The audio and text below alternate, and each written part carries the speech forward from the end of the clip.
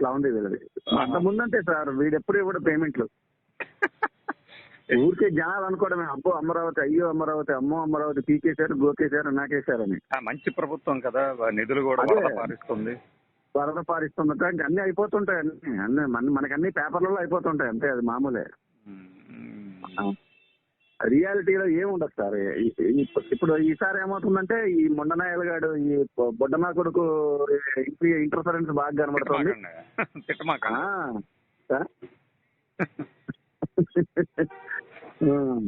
వీడి ఇంటర్ఫరెన్స్ తో ఇంకా దారుణంగా ఉంది సార్. ఏరి కోరి ఎంచుకున్న ప్రభుత్వాన్ని అట్లా తిట్లకూడదు. అంతేలేండి, అది వాస్తవమేనండి. అసలే ప్రజాస్వామ్యం కదా. ఇంకొకటి, ఇక్కడ వచ్చిన ఓట్లు చూస్తే అందరూ వేసినట్టు కదా. కాబట్టి ఇప్పుడు బయటకు వచ్చి ఎవడైతే ఆక్రోశం వ్యక్తం చేస్తున్నారో ముందు వాళ్ళని పడేస్తున్నారు. ఎందుకంటే వాళ్లే కదా వేసింది. అంటే నాకు ఓటు హైదరాబాద్ ఉంది. మీ సంగతి కాదు, ఇప్పుడు మీరు వేసారో లేదో మీకు తెలుస్తుంది. కానీ ఇలా ఓపెన్ గా మైకుల ముందు ఊగిపోతున్నారు కదా. ఈ ఊగిపోయే బ్యాచ్ అంతా అంత ముందు ఊగుద్ది, ఇప్పుడు ఊగుద్ది, తర్వాత ఊగుద్ది. ఇప్పుడు ఖచ్చితంగా ఈ ఊగే బ్యాచే వేసి ఉంటది. ఆ ఊగే బ్యాచ్ మరి నువ్వు వేసుకున్నందుకు నువ్వు కొట్టుకోవాలి కదా, కొట్టుకొని చూపిస్తూ అనాలి. అప్పుడు కానీ మీరన్నదే వాస్తవం కదండి.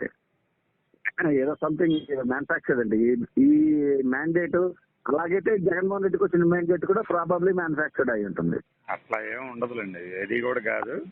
కాకపోతే ఇంత ఇదిగా జరిగిందంటే మరి అనుమానాలు వస్తాయిగా. అనుమానాలు అయితే వస్తున్నాయండి. అప్పుడు రాలే అనుమానాలు, ఇప్పుడు వచ్చినాయి బాగా. అంటే దానికి తోడు మైలవరం ఎమ్మెల్యే ఉన్నాడు కదా, ఆయన మీ యాక్చువల్ మెజారిటీ ఎంత అంటే ఏదో చెప్తున్నాడు. నాకు వచ్చింది ఇంతేనండి, కానీ ఎక్కువ చెప్పారు, మేము ఇంత కాదండి ఇంతే అని చెప్తే ఎలక్షన్ కమిషన్ వాళ్ళు కరెక్టేనండి, కాకపోతే మేము ఇప్పటికే ఇచ్చేసి ఉన్నాం కదా, ఇప్పుడు మళ్ళీ చేస్తే మాకు కొద్దిగా ఇబ్బంది అవుద్దండి. అంటే ఇబ్బంది అంటే ఆయన చెప్పిన ఉద్దేశం మళ్ళీ ఇవన్నీ లెక్కలు చూసుకోవాలి, ఆ ఉద్దేశం అని. అసలు ఇబ్బంది ఏంటంటే మీరు అంత ఎక్కువ మెజారిటీ అట్లా చెప్తారని ఈసీఐ ఖచ్చితంగా చర్యలు తీసుకుంటారు కదా. అవునవును. అలాంటివి చూసినప్పుడు నిజమే, మరి వాడికి ఉన్న మెజారిటీ కన్నా ఎక్కువ మెజారిటీ ప్రకటించబోయిందనే ప్రశ్న వస్తుందిగా. అది ఆయనే చెప్పుకున్నాడులేండి, గెలిచిన 2-3 నెలలకే ఆ యొక్క అతను అసమ్మతి అతను ఇప్పుడు వాళ్ళకి పడట్లేదు కదండి, దూరం పెట్టేశారుగా. ఇప్పుడు పార్టీల వరకు లీడర్లు ఫలానా రీజన్ తో నన్ను పక్కన పెట్టారు కాబట్టి అక్కడ జాయిన్ అయ్యా, ఇక్కడ పెట్టారు కాబట్టి అక్కడ జాయిన్ అయ్యా అని చెప్పుకోవడానికే గానీ ఏ పార్టీలకి వాళ్ళకి అసలు జనాలకి సంబంధం ఏందండి. ఆ పార్టీలో వాడిని దూరం పెట్టారు అంటే మనం గెలిపియాలా, దగ్గర తీసుకున్నారు అంటే గెలిపియాలా. నేనేది ఎలా చూస్తానంటే, అతను దళిత కుటుంబాల నుంచి వచ్చి దళిత ఎమ్మెల్యే అండి. ఎవరు? అతనే కదా మీరు అనేది? అతనే కాదు, నేను చెప్తున్నా వసంత కృష్ణ ప్రసాద్ గురించి. వచ్చిన వసంత కృష్ణ ప్రసాద్ నేనేమనుకుంటున్నానంటే, మీరు అనేది వేరు. అతనికి అది అవ్వాల్సి ఉంది, రాసి పెట్టింది, అందుకే అట్లా జరుగుతుంది. అంతేలేండి, అయి ఉండొచ్చు, రాసి పెట్టింటే జరుగుతాయిలేండి, వార్తలు జరుగుతాయి కానండి. వేదాంతం కాదు, అతనికి ఆ పదవి దక్కడం అలానే వచ్చింది. ఇప్పుడు ఈ అవమానాలు గాని ఇంకొకటి గాని అతని పార్టీ అధిష్టానం లైన్ కి కట్టుబడి ఉండట్లేదు. నాకు తల ఒగ్గటం లేదు, దానికి తల ఒగ్గాను అని చెప్పడానికి కొన్ని విమర్శలు చేపించటము, విమర్శలు చేస్తున్న క్రమంలో కూడా మళ్ళీ అది పార్టీకి ఇబ్బందికరంగా మారటం. అవునులేండి. ఇబ్బంది అంటే ఏం లేదు, నువ్వు అవుట్ రేటెడ్ గా భజన చేయాలి కానీ నీ మేధావితనం ఎందుకు మా దగ్గర? అవునులేండి. అసలు ఇంత గొప్పగా ఉన్న మీరు ఎందుకు ఓడిపోయారు అని అడిగితే ఎలా ఉంటది? నువ్వు అంత గొప్పోడు కదమ్మా, మరి ఎందుకు ఓడిపోయావమ్మా అన్నట్టుంటది కదా. అవునులేండి. అలా నువ్వు గొప్ప మేధావిలాగా అడగొద్దు, నువ్వు చెయ్యి, అవుట్ రేటెడ్ గా చెయ్యి, మా అంత తోడు లేరని మిగతా వాళ్ళు చేస్తున్నట్టే చెయ్యాలి. ఇందులో మళ్ళీ వేరే వాళ్ళకి ఛాన్స్ ఇవ్వకూడదు. అవునవును, కరెక్టేలేండి. ఇప్పుడు అన్ని పార్టీలు అలాగే ఉన్నాయిలేండి. అందుకనే ఏంటంటే అతనికి ఆ విద్వత్తు అనేది తగలబడింది కదా, అది ఉన్నోడు ఎక్కువ రోజులు తలకాయ ఉంచుకొని ఉండలేడు. కరెక్టేలేండి. విసిరేసి నాకు ఎందుకురా ఈ ఇవన్నీ, నేను ఐఏఎస్ఎల్కి ఐపీఎస్ఎల్కి ట్రైనింగ్ ఇచ్చేవాడిని, మీ దగ్గర వచ్చి తలకాయలు ఉంచుకొని మీ దగ్గర పాఠాలు నేర్చుకోవాలా నేను అనే ధోరణి ఎవరికైనా ఉంటది. ఇప్పుడు మీరు కొంతమందికి పాఠాలు చెప్తారు, మీరు చెప్పిన పాఠాల ఆధారంగానే కలెక్టర్లు, ఎంఆర్ఓలు లేదంటే ఎస్పీలు అయ్యి వస్తారు, మీకు గర్వంగా ఉంటది. అది అట్లాంటిది నువ్వు రాజకీయాల కొత్త, నీకేం తెలియదు, పార్టీలు అయినది, నువ్వు ఇట్టెళ్ళాలి, నువ్వు వాడి దగ్గర ఇట్టు ఉండాలి అని చెప్తే ఒళ్ళు మండుతుంది కదా. కరెక్టే. అవును సార్. ఆ ఇదిలో అలాంటి వాళ్ళు ఉండలేరు. ఇప్పుడు జీవీ రెడ్డి గారు ఉన్నారు, లేదు మన కేవీ రెడ్డి గారు. ఎవరు? సినిమాల్లో కేవీ రెడ్డి లాగా మాటల్లో జీవీ రెడ్డి అని ఆయన అనుకున్నాడు కదా. ఏదో ఆశించాడు, ఇవ్వలేదు. ఏంటిది అన్నట్టు అంటే, సరే నీకు ఏదో ఒకటి ఇస్తున్నావులే అన్నట్టు ఆ ఫైబర్ నెట్ తీసుకొచ్చి ఇచ్చాడు. ఏదో చేయబోతే ఏమైంది, చివరికి రాజీనామా చేసి వెళ్ళిపోవాల్సి వచ్చింది. అవును. అంటే కాస్త గుస్త రీసెర్చ్ చేసేవాళ్ళు, స్వతంత్రంగా మాట్లాడేవాళ్ళు. అవునండి. ఇలా పార్టీల్లో ఏమడలేరు, పర్టికులర్ గా ఆ పార్టీలో ఏమడలేరు అని ఇందాక మీరు చెప్తున్న ఎమ్మెల్యేనే వాట్సాప్ గ్రూపుల్లో పెట్టాడట. నేను సేమ్ జీవీ రెడ్డి వాళ్ళ ఇంట్లోనే, జీవీ రెడ్డి గారి ఇంట్లో నేను వారు అమ్మగారు పెట్టినటువంటి భోజనం చేశాను, చాలా కారంగా ఉంది. మామూలుగానే మన వాళ్ళకి కారం పౌరుషం ఎక్కువ, అలాంటి వాళ్ళు ఇలాంటి పార్టీలో ఎక్కువ రోజులు కొనసాగడం కష్టం అని పెట్టారు అంట. అంటే అర్థం వచ్చేటట్టు. నేను చెప్పిన పదాలు కరెక్ట్ కాకపోవచ్చు కానీ కరెక్ట్ గా అర్థం. మరి అంటే వాళ్ళ ఉద్దేశం ఏంది, ఇంటర్నల్ గా మేము ఇలా ఉండలేకపోతున్నామనే కదా. నిన్ననో మొన్ననో ఐఏఎస్లు ఐపీఎస్లు హైదరాబాద్ లో ఒక మీటింగ్ పెట్టుకున్నారు. అది నిజమేనండి, అదే మీటింగ్ ఖచ్చితంగా నిజమే. ఎందుకు పెట్టుకోరు, ఎందుకైనా పెట్టుకోండి. లేకపోతే వాళ్ళ మీద వాళ్ళనే ఉసుగులుతున్నారు కదండి గవర్నమెంట్ లో. ఇప్పుడు పెట్టుకున్నారు ఈ TV channels, secret meeting, secret agenda అయింది అది ఇదని చేయొచ్చు.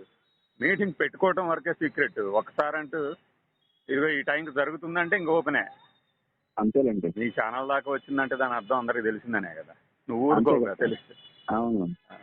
అట్లాంటిది ఛానల్స్కే తెలిసినప్పుడు మంత్రి గారికి పైన ఉన్న వాళ్ళకి తెలియకుండా ఎలా ఉంటుంది? అవును, ఉంటాయి. ఏదో మనం ఇలా వెళ్దామనో అలా వెళ్దామనో రేపొద్దున పిలిచి ఎవరు పిలవరు. ఎందుకంటే ఇలా మీటింగ్లు పెట్టుకున్న దాని మీద పిలిస్తే అది మళ్ళీ ఇంకొక యాంగిల్ తీసుకుంటది కాబట్టి ఎందుకు అలా చేస్తున్నారు, ఎందుకు ఇలా చేస్తున్నారు అన్నట్టు ఉంటుంది. పొలిటికల్ సిస్టమ్ వేరు, ఎగ్జిక్యూటివ్ సిస్టమ్ వేరు కాబట్టి మేము పెట్టుకుంటాము. మీరు ఇలా చేస్తే ఎలా, అలా చేస్తే ఎలా ఎలా ఉందంటేనంటే పొలిటికల్ సిస్టమ్ వచ్చి అడ్మినిస్ట్రేషన్ మీద కక్ష తెచ్చుకుంటున్నట్టుంది. ఇప్పుడు అడ్మినిస్ట్రేషన్ కి డిఫెన్స్ లెస్ అయిపోలేదండి. They cannot issue a public statement. They are victimised by the media and they cannot answer it back. అంతే. ఇప్పుడు మా క్యాస్ట్ వాడే ఇప్పుడు ఏమంటారు వీళ్ళు, అంతకుముందు మాత్రం అప్పటి ప్రభుత్వంలోని పెద్దలందరూ వేధించలేదా, కేసులు పెట్టించలేదా, మిమ్మల్ని అవమానించలేదా అంటారు. మేము చెప్తుంది అదే. అప్పుడు ఆ ప్రభుత్వం టైంలో అలా చేశారు, ఇప్పుడు ఈ ప్రభుత్వం టైంలో ఇలా చేస్తారు. నేను అదే అంటున్నానండి. చెప్పండి. అప్పుడు ఏది వెంకటేశ్వరరావు అంటే event out of the line అండి. ఇప్పుడు అతను ఎలా వెళ్ళాడు, ఎందుకు వెళ్ళాడా లేదా, ఇవన్నీ వాళ్ళకి తెలుస్తాయి. కరెక్టేలేండి. అట్లానే వీళ్ళు కూడా నిజంగా చేశారా లేదా అనేది వీళ్ళకి పైన ఉన్న వాళ్ళకి తెలుస్తాయి. అవును.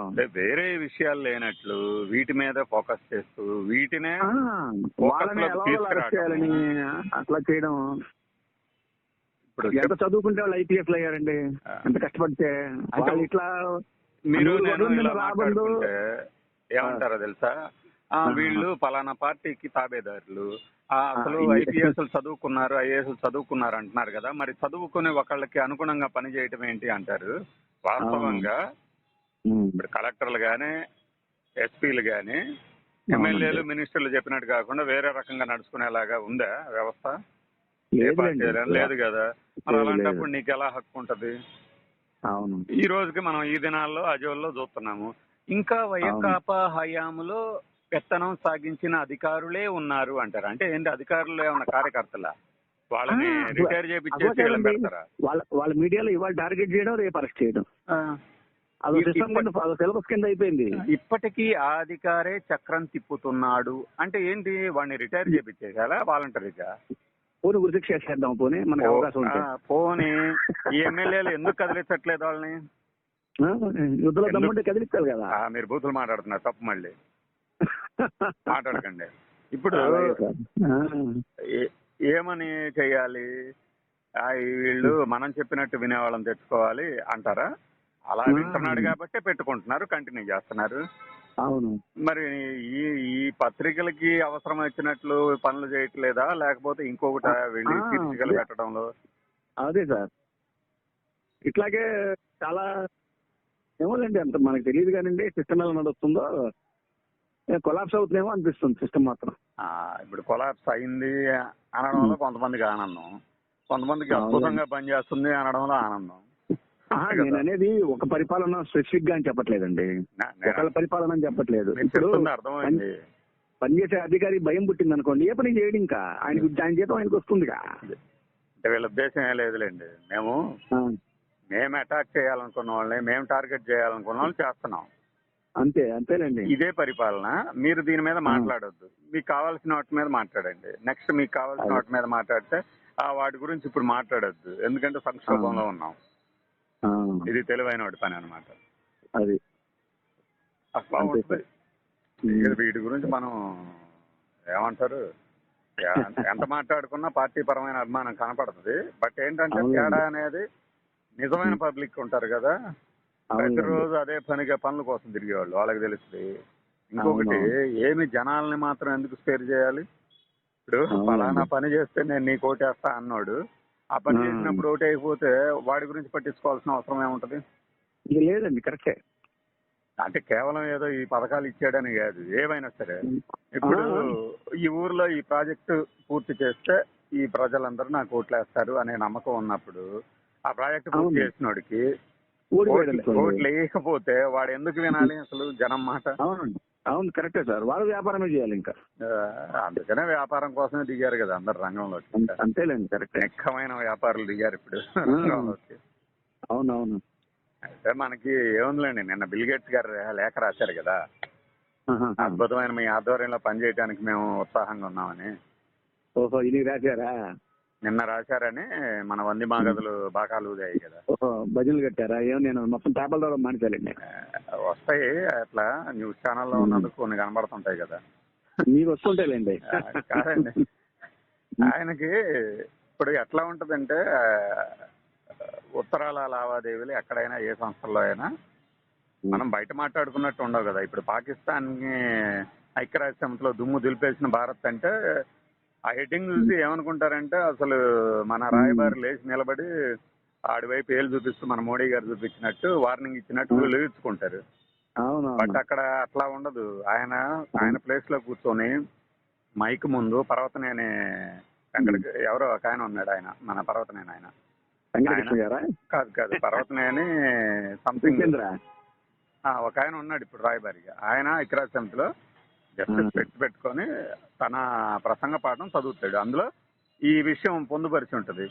పదే పాకిస్తాన్ ఉగ్రవాదులకు సాయం చేస్తుంది, ఇలాంటి దేశం నుంచి మేము నీతులు నేర్చుకోవాల్సిన అవసరం లేదు, మర్యాదగానే పదం కూడా ఉండదు, ఆ దేశం కట్టడి చేయాలి, ఇలా ఉంటుంది సాఫ్ట్ గా. మనం పెట్టే హెడ్డింగ్ చూసి ఇదేంటి నేను ఎలా చదువుకుంటూ పోతున్నాడు అనుకుంటారు.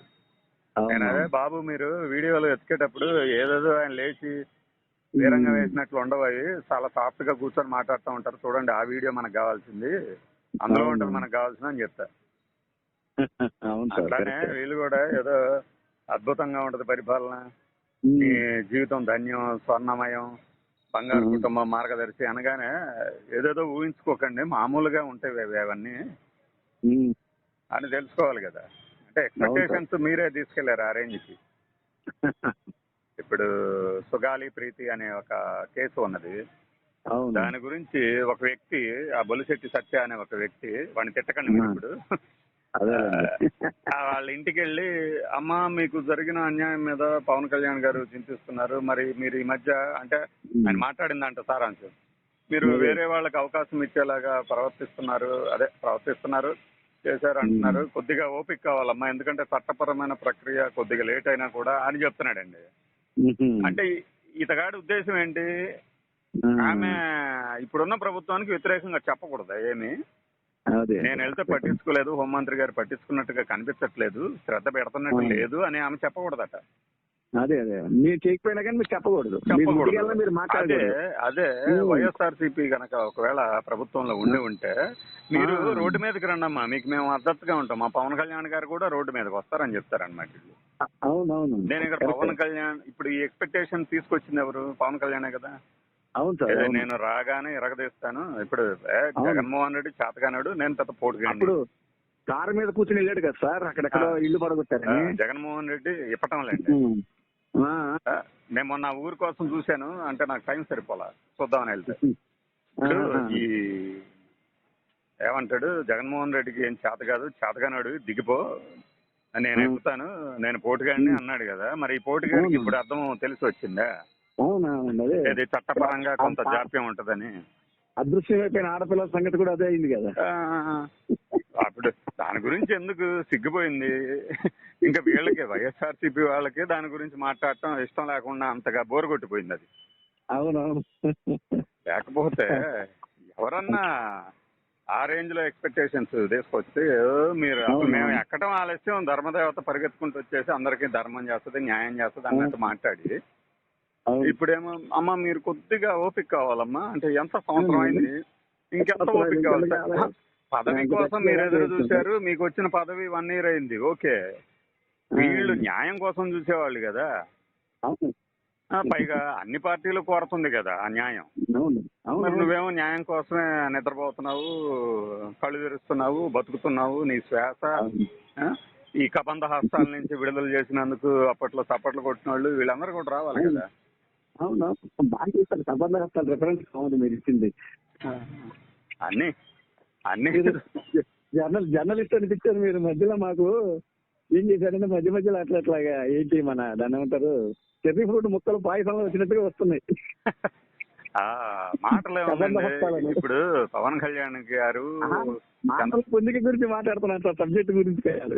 ఇప్పుడు చంద్రబాబు నాయుడు గారు, పవన్ కళ్యాణ్ గారు, లోకేష్ గారు, జగన్ గారు వీళ్ళందరూ ఏంటంటే పొలిటీషియన్లుగా వాళ్ళకున్న క్రేజ్, ఇమేజ్, వాళ్ళ కష్టాన్ని బట్టి జనాలు చప్పట్లు కొడతా ఉంటారు. మేము ఎవరికి తెలియదు కాబట్టి మనం మాటలు మాత్రమే చెప్తాం, మాటలు మాత్రమే చెప్పగలము. కానీ వీళ్ళందరూ మాటలతో పాటు చేతలు కూడా చేయగలిగిన వాళ్ళు కదా. సంపాదించగలరు, మీరు సంపాదించగలేరుగా. ఇప్పుడు జగన్మోహన్ రెడ్డి అది తెలియదు కానీ జగన్మోహన్ రెడ్డి గారు ఏదో మాయ మాటలు చెప్పారు, దొంగ జీవో ఇచ్చారు, సిబిఐ ఎంక్వైరీ చేయించలేకపోయారు, ఆయన ఒక దొంగ అన్నారు. మరి మనం మంచి వాళ్ళం కదా. పైగా ఇప్పటికి కూడా స్టిక్కర్లు ఉన్నాయి ఊర్లో, ఇది మంచి ప్రభుత్వం అనే స్టిక్కర్లు. అవునవునండి. మరి ఆ స్టిక్కర్లకు తగినట్టు పని చేయాలిగా. అవును, నువ్వు అలా ఎలా ఒక కేసును పట్టుకొని మొత్తం ప్రభుత్వానికి ఆపాదిస్తావు అంటారు కదా. అవును.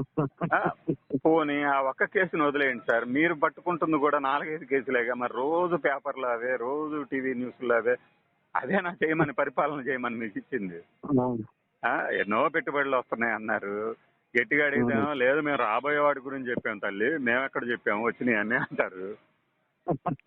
ఎవడన్నా అడ్డం పడతాడా? జగన్మోహన్ రెడ్డికి కానీ, లోకేష్కి కానీ, చంద్రబాబుకి కానీ రాష్ట్రానికి ఇన్ని పెట్టుబడులు వస్తున్నాయి అంటే ఎవడన్నా అడ్డుపడగలగా? మరి తీసుకురావాలి కదా, తీసుకురావాలి, పెట్టాలి. మధ్యలో ప్రెస్ మీట్లు పెట్టి ఆడవటం ఎందుకు? వాళ్ళు అడ్డం పడుతున్నారు, వీళ్ళు అడ్డం పడుతున్నారని. అందులో ఇప్పుడున్న ప్రభుత్వం ఇంకా పవర్ఫుల్, మోడీ గారి ప్రభుత్వం. ఎందుకంటే ఒక యుద్ధం కూడా వచ్చింది కాబట్టి. అవును, ఈ టైంలో అసలు మోడీ గారికి మద్దతుగా ఉన్నవాళ్ళు, మోడీ గారి సపోర్ట్ తీసుకునే వాళ్ళకి ఎవరికి యాంటీకి మాట్లాడినా కూడా మామూలుగా టాప్ లేపుతారు జనం. దేశద్రోహులే మీరు బాంచారు, మామూలుగా కాదు. అది మరి అది అలాంటప్పుడు మరి మీకు ఎవరు అడ్డం పడుతున్నారు? పనులు చేయకుండా, రోడ్లు వేయకుండా, బుడమేరుకి వాటికి రిటైనింగ్ వాల్స్ కట్టకుండా ఎవరు అడ్డం పడుతున్నారు? ఇంటింటికి కూడా ఇవ్వకుండా ఎవడు అడ్డం పడుతున్నాడు? అలా ఉంటుంది సార్. ఒక్క నిమిషం ఉండండి. సరే సార్.